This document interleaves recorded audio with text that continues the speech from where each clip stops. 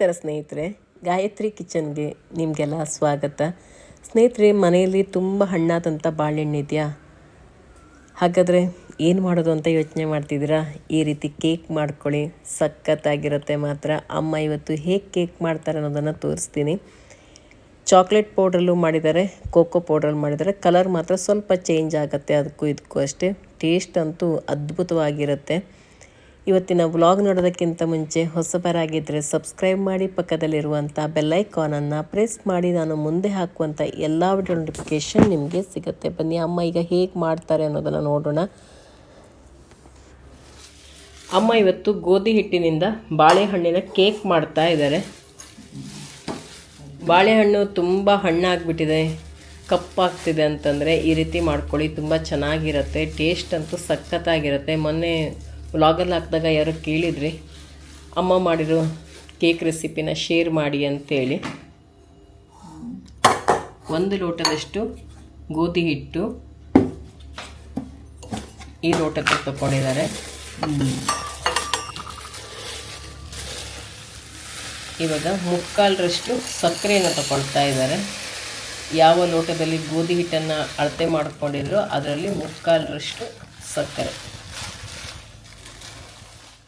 ಇವಾಗ ಅದೇ ಲೋಟದಲ್ಲಿ ಕೋಕೋ ಪೌಡ್ರನ್ನ ಅಳತೆ ಮಾಡ್ಕೊಳ್ತಾ ಇದ್ದಾರೆ.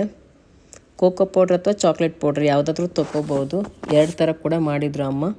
ಅರ್ಧ ಲೋಟದಷ್ಟು ಇವಾಗ ಇದನ್ನು ಮಿಕ್ಸ್ ಮಾಡ್ಕೊಳ್ತಾ ಇದ್ದಾರೆ. ಅರ್ಧ ಚಮಚದಷ್ಟು ಸೋಡಾ, ಹಾಗೆ ಬೇಕಿಂಗ್ ಸೋಡಾ. ಇವಾಗ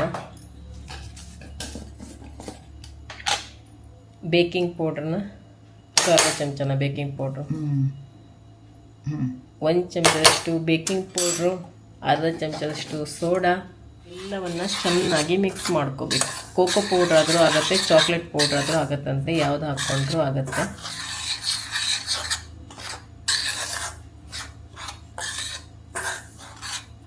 ಸ್ವಲ್ಪ ಉಪ್ಪು, 1-2 ಚಿಟಿಕೆಯಷ್ಟು ರುಚಿಗೆ, 1-2 ಚಿಟಿಕೆಯಷ್ಟು ರುಚಿಗೆ ಉಪ್ಪು ತಗೊಂಡಿದ್ದಾರೆ. ಹಾಗೆ ಕೇಕ್ ಮಾಡೋದಕ್ಕೆ ಬೆಣ್ಣೆ ತಗೊಂಡಿದ್ದಾರೆ. ಈ ಬೆಣ್ಣೆನ ಇವಾಗ ಕರಗಿಸ್ಕೋಬೇಕು.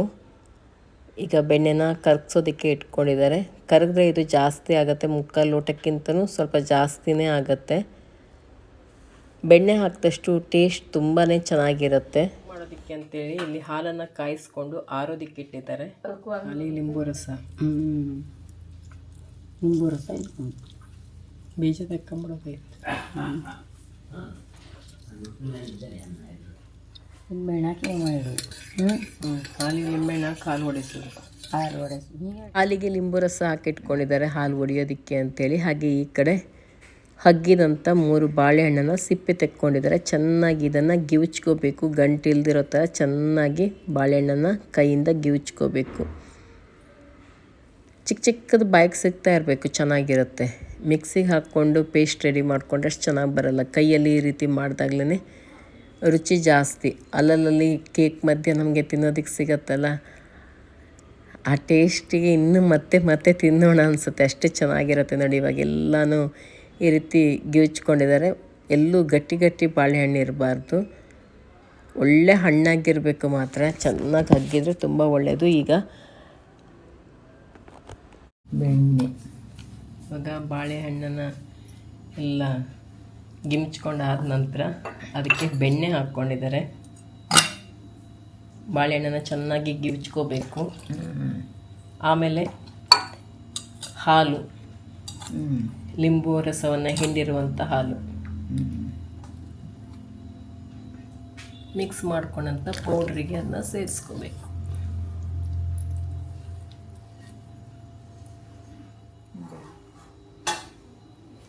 ಇವಾಗ ಚೆನ್ನಾಗಿ ಮಿಕ್ಸ್ ಮಾಡ್ಕೊಳ್ಳಿ.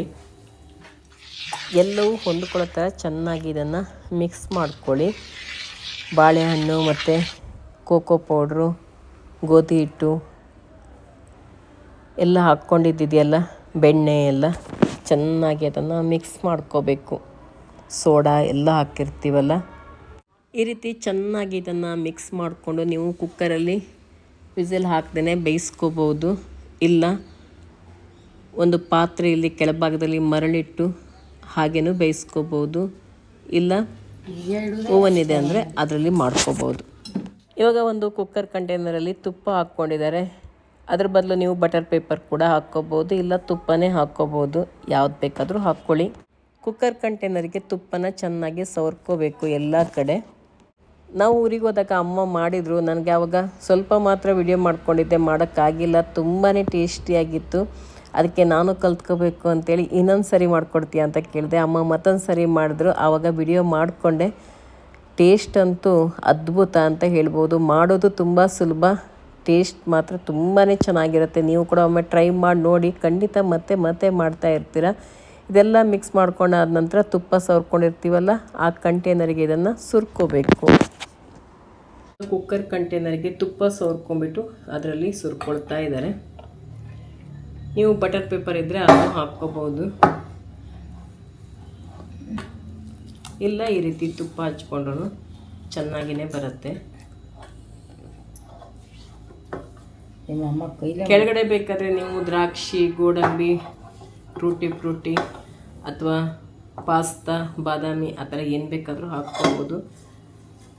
ಅಮ್ಮನಿಗೆ ಪ್ಲೇನೇ ಇಷ್ಟ, ಅದಕ್ಕೋಸ್ಕರ ನಾವು ಪ್ಲೇನೇ ಚೆನ್ನಾಗಿರುತ್ತೆ ಅಂತ ಏನೂ ಹಾಕಿಲ್ಲ ಇಲ್ಲಿ. ಅಮ್ಮ ಹಾಗೇ ಮಾಡ್ತಾ ಇದ್ದಾರೆ.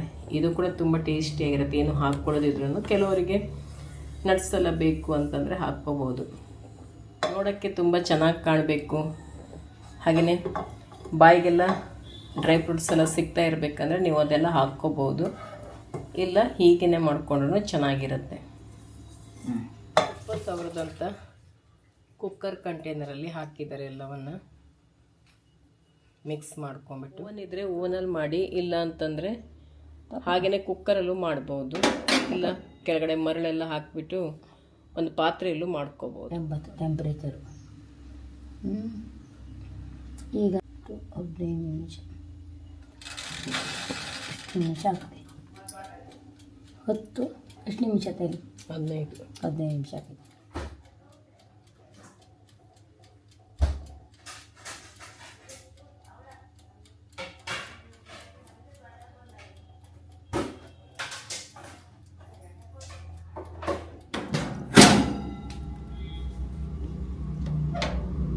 ಇಲ್ಲ ಕರೆಕ್ಟಾಗಿತ್ತು. ಎಷ್ಟಿರುತ್ತೆ ಟೈಮ್? 15 ನಿಮಿಷ, ಕಡೆ 10 ನಿಮಿಷ. 15 ನಿಮಿಷ. 15 ನಿಮಿಷ ಕಾಣ್ತಿದೆ.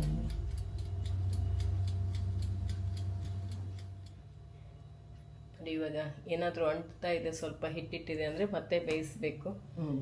ಈ ಥರ ಸ್ಪೂನ್ ಆಗಲಿ ಕಡ್ಡಿ ಆಗಲಿ ಏನಾದರೂ ಹಾಕಿದಾಗ ಅಂಟುಕೊಳ್ತಿಲ್ಲ ಅಂತಂದರೆ ರೆಡಿ ಆಗಿದೆ ಅಂತ. ಅಮ್ಮನ ಬಾಳೆಹಣ್ಣು ಕೇಕ್ ರೆಡಿ. ಅಮ್ಮ ಮಾಡಿದ ಬಾಳೆಹಣ್ಣಿನ ಕೇಕ್ ನೋಡಿ ಇವಾಗ ರೆಡಿ ಆಗಿದೆ. ತುಂಬ ಚೆನ್ನಾಗಿ ಬಂದಿದೆ ಮಾತ್ರ.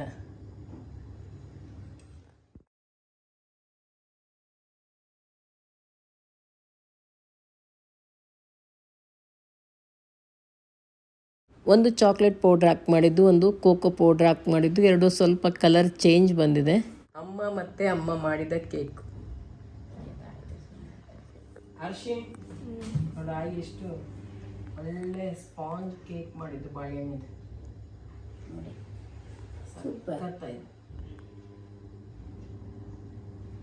ಹಂಗೆ ಕಟ್ ಮಾಡಾಡತ್ತಿದ್ದೆ.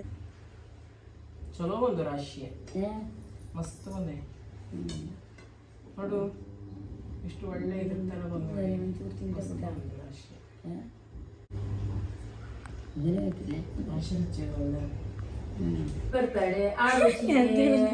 ತಾಯಿ ಕೇಕ್ ಮಾಡೋದಕ್ಕೆ ಆರುಷಿ ಬರ್ತಡೆ ಇವತ್ತು. ಮನೆಯಲ್ಲಿ ಬಾಳೆಹಣ್ಣಿದ್ರೆ ನೀವು ಕೂಡ ಇದೇ ರೀತಿ ಮಾಡ್ಕೊಳ್ಳಿ, ಖಂಡಿತ ಎಲ್ಲರಿಗೂ ಇಷ್ಟ ಆಗುತ್ತೆ. ನೋಡಿ ಯಾವ ರೀತಿ ಬಂದಿದೆ ಅಂತೇಳಿ, ಸಾಫ್ಟಾಗಿ ಒಳ್ಳೆ ಸ್ಪಾಂಜ್ ಥರ ಬಂದಿದೆ. ಇವತ್ತಿನ ಈ ಕೇಕ್ ರೆಸಿಪಿ ನಿಮ್ಗೆ ಇಷ್ಟ ಆಗಿರುತ್ತೆ ಅಂತ ಅಂದ್ಕೊಂಡಿರ್ತೀನಿ. ಇಷ್ಟ ಆಗಿದ್ದರೆ, ಹೊಸಬರಾಗಿದ್ದರೆ ಸಬ್ಸ್ಕ್ರೈಬ್ ಮಾಡಿ, ಹಾಗೆ ಬೇರೆಯವ್ರ ಜೊತೆ ಕೂಡ ಶೇರ್ ಮಾಡ್ಕೊಳ್ಳಿ. ನಿಮ್ಮ ಅನಿಸಿಕೆ ಅಭಿಪ್ರಾಯವನ್ನು ಕಮೆಂಟಲ್ಲಿ ತಿಳಿಸಿ, ಹಾಗೆ ಒಂದು ಲೈಕ್ ಮಾಡೋದನ್ನು ಮರಿಬೇಡಿ ಸ್ನೇಹಿತರೆ. ಇನ್ನೊಂದು ರೆಸಿಪಿ ಜೊತೆಗೆ ನಿಮ್ಮನ್ನು ಭೇಟಿ ಆಗ್ತೀನಿ.